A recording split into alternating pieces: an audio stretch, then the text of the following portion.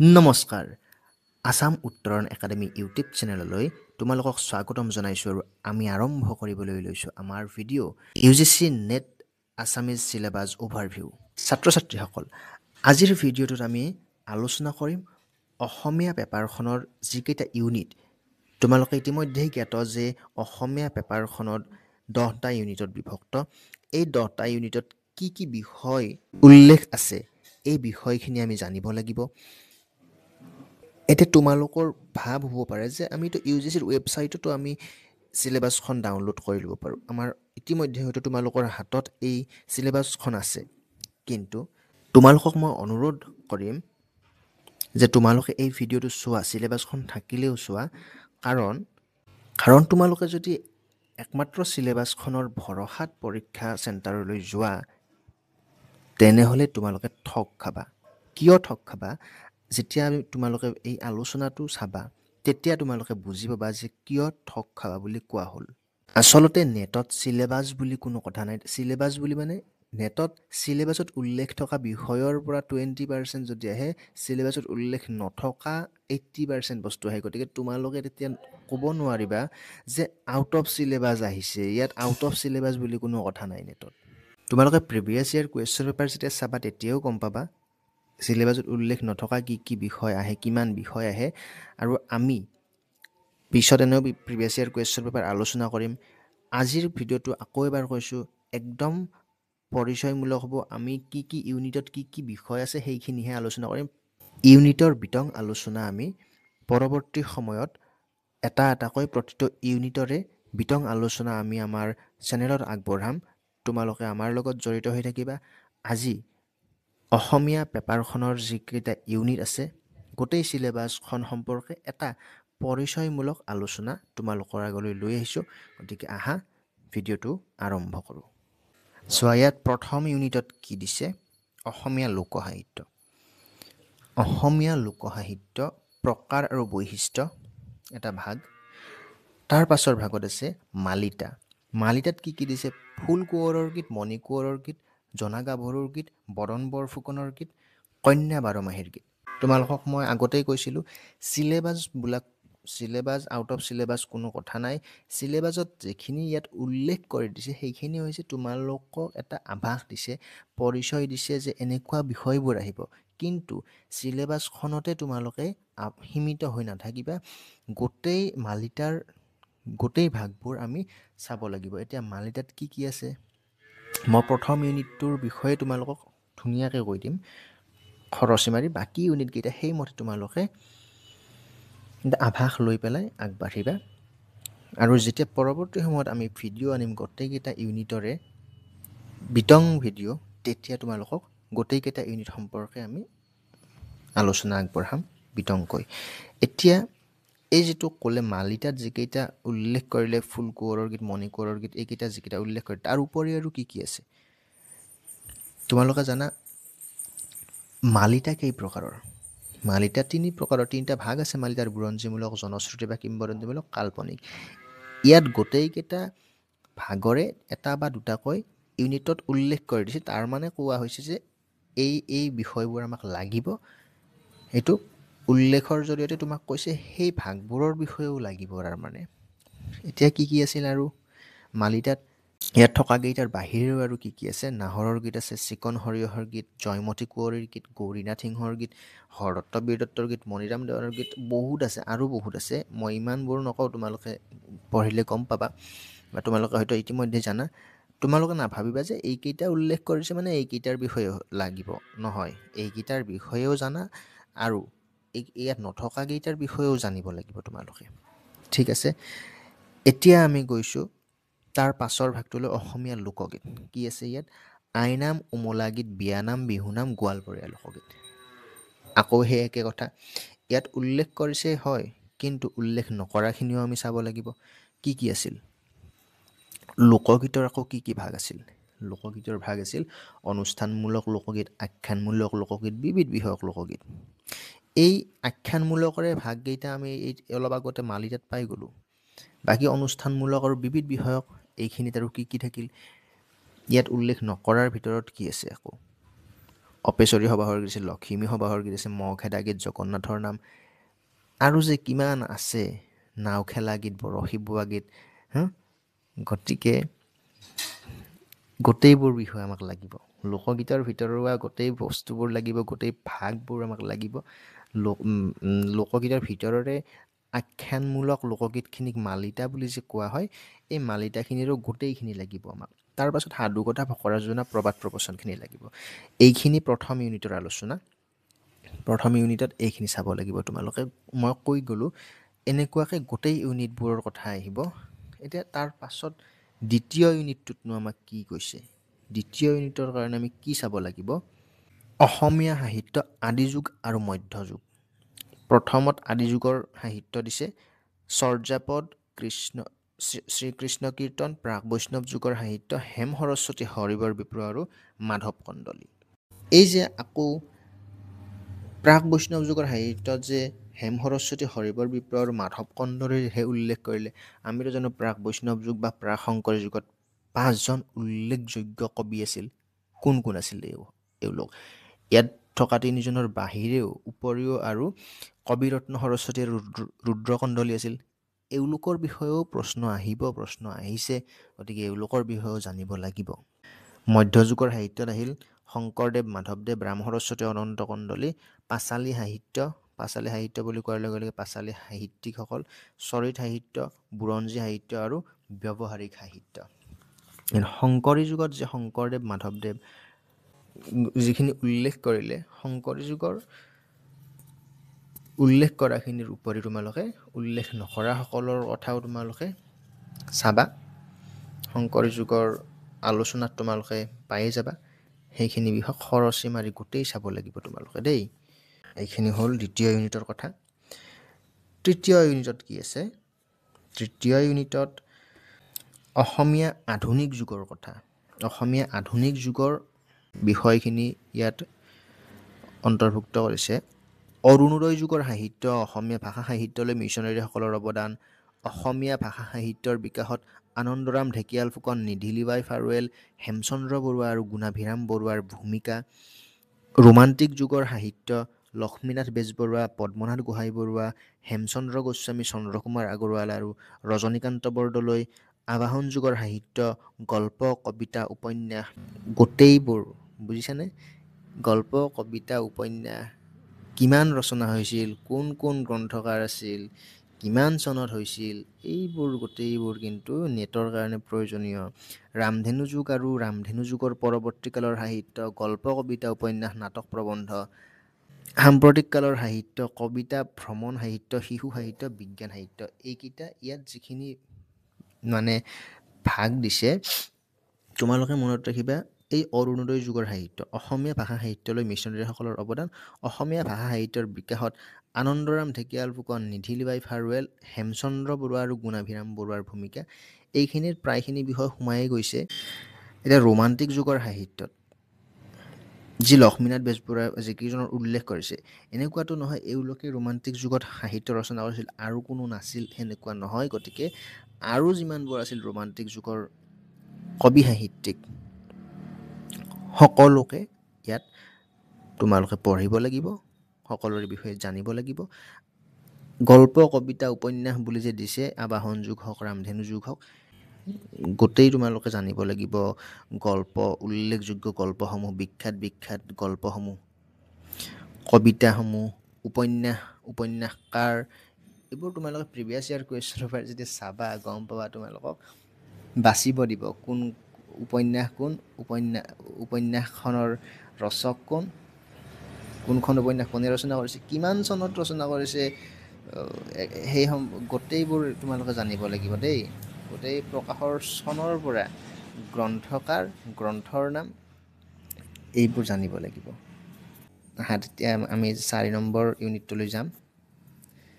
4 number ইউনিটত আকৌ মই মনত কৰি দিছোঁ দেই, আমি কিন্তু প্ৰত্যেকটো ইউনিটৰ বিতং আলোচনা পৰৱৰ্তী সময়ত আমি লৈ আহিম। প্ৰত্যেকটো ইউনিটৰ কাৰণে কি কি কিতাপ পঢ়িব লাগিব, গোটেইবোৰ আমি ইয়াত উল্লেখ কৰিম আমাৰ ভিডিঅ'টোত। তোমালোকে আমাৰ লগত জড়িত হৈ থাকিবা, আমাৰ চেনেলটো ছাবস্ক্ৰাইব কৰি ৰাখিবা। ঠিক আছে, আমি 4 নম্বৰ ইউনিটলৈ আহিছোঁ। অসমীয়া সংস্কৃতি 4 নম্বৰ ইউনিটটো। অসমীয়া সংস্কৃতিত নৃগোষ্ঠীয় উপাদান, শংকৰী সংস্কৃতি, গীত, নৃত্য, বাদ্য, অভিনয়। আহোম যুগৰ সংস্কৃতি, উৎসৱ অনুষ্ঠান, সাজপাৰ আৰু আ অলংকাৰ, স্থাপত্য ভাস্কৰ্য। অসমীয়া সংস্কৃতিত ইছলামীয় উপাদান, অসমীয়া সংস্কৃতিৰ বিৱৰ্তন।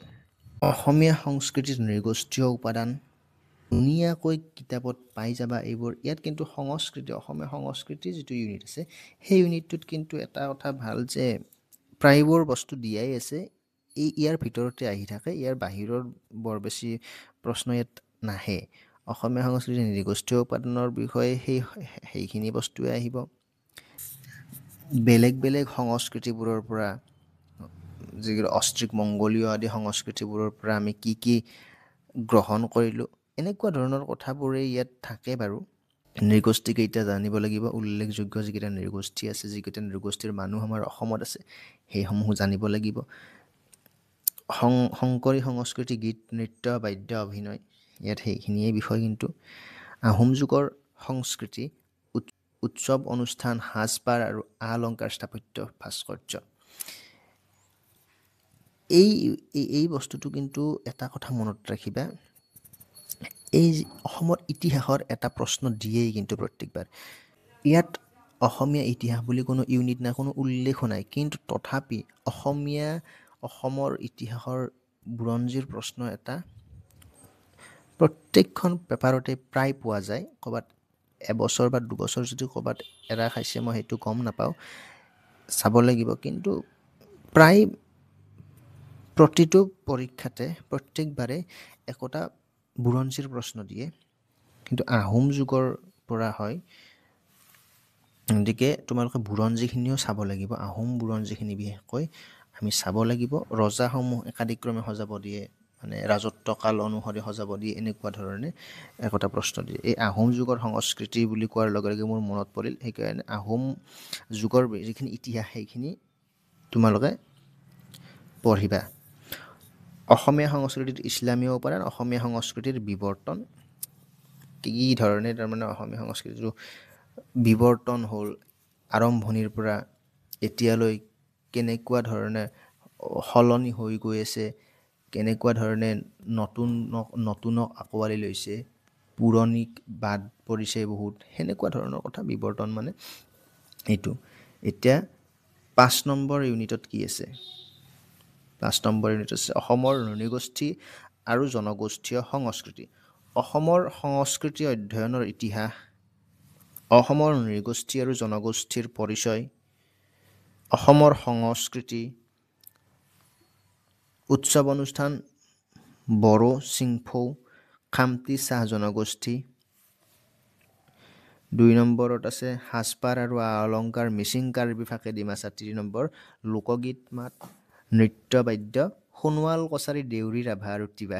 ইয়াত যিকেইটা তোমালোকৰ আচলতে পঢ়িলে গম পাবা যে অসমৰ সংস্কৃতি বুলি দি যি 1, 2, 3 নম্বৰত আমাৰ উৎসৱ অনুষ্ঠানত বড়ো, চিংফৌ, খামতি, চাহ জনগোষ্ঠী দিছে কেৱল, কিন্তু আৰু কিমান আছে? ইয়াত উৎসৱ অনুষ্ঠান বুলি দি কেইটামান নৃগোষ্ঠীৰ কথা কোৱা হৈছে, কেইটামান জনগোষ্ঠীৰ কথা কোৱা হৈছে। সাজপাৰ বুলি কৈ কেইটামান জনগোষ্ঠীৰ কথা কোৱা হৈছে। লোকগীত বুলি কৈ কেইটামান জনগোষ্ঠী। আচলতে গোটেইকেইটা জনগোষ্ঠীৰ গোটেই উৎসৱ অনুষ্ঠান, সাজপাৰ, লোকগীত, মাত, নৃত্যৰ বিষয়ে তোমালোকে জানিবই লাগিব। মনত ৰাখিবা এইটো কথা। এনেকুৱা নহয় যে বড়ো, চিংফৌ, খামতি, চাহ জনগোষ্ঠীৰ উৎসৱ অনুষ্ঠান আহিব, তেওঁলোকৰ আৰু সাজপাৰ আ অলংকাৰ নাহে। আনহাতে সাজপাৰ আৰু আ অলংকাৰ আহিব মিচিং, কাৰ্বি, ফাকে, ডিমাছা, তেওঁলোকৰ আৰু লোকগীত, মাত, নৃত্য, বাদ্যৰ বিষয়ে আমি জানিব নালাগে। সেনেকুৱা একো নহয়।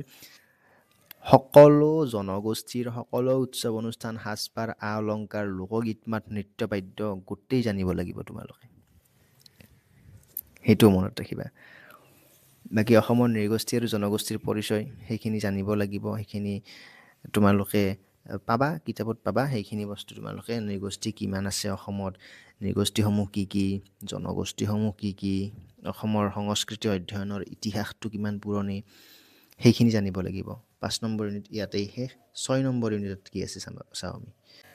ইয়াত সাহিত্য তত্ত্ব, প্ৰাচ্য, ৰস আৰু ৰসৰ প্ৰকাৰ, ছন্দ আৰু ছন্দৰীতি, অলংকাৰ, শব্দালংকাৰ আৰু অർത്থালংকাৰ। ইয়াত তোমালোকে চিলেবাছৰ বাহিৰৰ বুলি কথা নাই, ইয়াত কিন্তু এইখিনি বিষয়ে আহিব। ৰস আৰু ৰসৰ প্ৰকাৰখিনি তোমালোকে ভালদৰে জানিব লাগিব। ছন্দ আৰু ছন্দ ৰীতিবোৰ গোটেই জানিব লাগিব, কিমান প্ৰকাৰৰ ছন্দ ৰীতিসমূহ। অলংকাৰত শব্দালংকাৰ আৰু অർത്থালংকাৰ বুলি যে দিছে, শব্দালংকাৰৰ ভিতৰত কি কি পৰে, অৰ্থালংকাৰৰ ভিতৰত কি কি পৰে, এইখিনি তোমালোকে জানিব লাগিব। গোটেই বিষয়বোৰ শব্দালংকাৰ আৰু অർത്থালংকাৰ বুলি ইয়াত কৈছে, কিন্তু শব্দালংকাৰৰ বিষয়ে শব্দালংকাৰৰ ভাগসমূহ, শব্দালংকাৰৰ কি কি ভাগ আছিল, অনুপ্ৰাস আছিল, যমক, পুনৰুক্ত পদভাগ, শ্লেষ, বক্ৰোক্ত এইবোৰ আছিল। অনুপ্ৰাসৰ আকৌ কেইটা ভাগ আছিল, অনুপ্ৰাসৰ আকৌ ভিতৰত কিমানটা ভাগ আছিল, অন্ত্যানুপ্ৰাস, শেষানুপ্ৰাস, বৃত্তানুপ্ৰাস, এই গোটেইবোৰ জানিব লাগিব তোমালোকে। তাৰপিছত অৰ্থালংকাৰ আহিল। অৰ্থালংকাৰৰ ভিতৰত উপমা, ৰূপক, প্ৰতীপ, এই যে সন্দেহ, ভ্ৰান্তিমান, অপনহুতি, উৎপ্ৰেক্ষা এইবোৰ যে আছে, অতিশয়োক্তি, বুজি পাইছা, এই সকলোবোৰ তাৰমানে অৰ্থালংকাৰৰ ভিতৰৰ বিষয়বোৰ তোমালোকে জানিব লাগিব। সেইখিনি চালে হৈ যাব। এতিয়া 7 নম্বৰ ইউনিট কি আছে, সাহিত্য তত্ত্ব, পাশ্চাত্য, কবিতা, নাটক, চুটিগল্প, উপন্যাস, সংজ্ঞা আৰু উপাদান। কবিতাৰ সংজ্ঞা আৰু উপাদান, নাটকৰ সংজ্ঞা আৰু উপাদান, চুটিগল্পৰ সংজ্ঞা আৰু উপাদান, উপন্যাসৰ সংজ্ঞা আৰু উপাদান, এইবোৰ তোমালোকে জানিব লাগিব। সমালোচনাৰ ধাৰা, ধ্ৰুৱবাদ, ৰমন্যাসবাদ, আধুনিকতাবাদ, উত্তৰ আধুনিকতাবাদ, এই বাদবোৰ জানিব লাগিব। আৰু ইয়াত নথকাসমূহো জানিব লাগিব। ইয়াত ধ্ৰুৱবাদ, ৰমন্যাসবাদ, আধুনিকতাবাদ, উত্তৰ আধুনিকতাবাদ যে আছে, আৰু ইয়াত নথকাও আছে বাদ, এই বাদবোৰ গোটেই জানিব লাগিব। কি কি বাদ আছে, আকৌ তাৰ কাৰণে কি কি কিতাপ লাগিব, সকলোখিনি কথা আমি পিছৰ ভিডিঅ'ত আমি ইউনিট ৱাইজ আলোচনা কৰিম। তোমালোকে আমাৰ লগত জড়িত হৈ থাকিবা। ইয়াত এইবাৰ আহিল 8 নম্বৰ ইউনিট। 8 নম্বৰ ইউনিটত আছে অসমীয়া ভাষা আৰু ভাষাতাত্ত্বিক অধ্যয়ন, অসমীয়া ভাষা উৎপত্তি আৰু বিকাশ, অসমীয়া ভাষাৰ উপভাষা, অসমীয়া ভাষাৰ শব্দভাণ্ডাৰ, অসমীয়া ভাষাত আৰ্য ভিন্ন উপাদান, অসমীয়া ভাষাৰ বৈশিষ্ট্য, ধ্বনিগত, ৰূপগত আৰু বাক্যগত, অসমীয়া লিপি, অসমীয়া ব্যাকৰণ আৰু অভিধান। এইটো হৈছে 8 নম্বৰ ইউনিটত চাবলগীয়া বিষয়। এইখিনি বাৰে বাৰে আৰু কৈ নাযাওঁ কি কি উল্লেখ আছে। এইটো আভাস, ইয়াত মাত্ৰ উল্লেখ কৰিছে, পৰিচয় হিচাপে দিছে।